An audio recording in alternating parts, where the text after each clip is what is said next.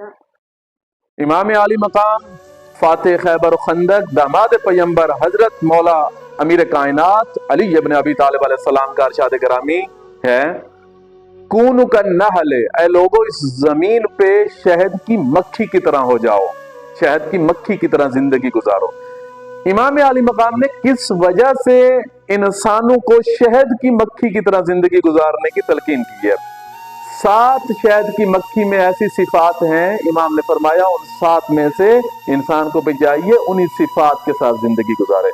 सबसे पहली सिफत, शहद की मक्खी पे परवरदिगार आलम ने वही नाज़िल की थी, इस वजह से मौला अमीर कायनात ने फरमाया शहद की मक्खी की तरह जिंदगी गुजारो। दूसरी वजह, शहद की मक्खियां हमेशा वो रिस्क खाती हैं जो अल्लाह ने उनके लिए हलाल करार दिया है। कभी भी शहद की मक्खी को आपने गंदगी पे उगे फूल पे बैठा नहीं देखा होगा।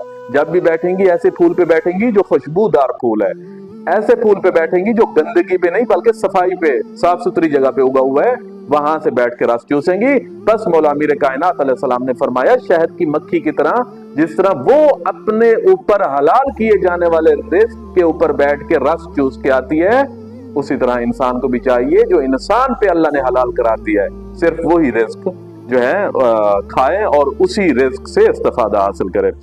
तीसरी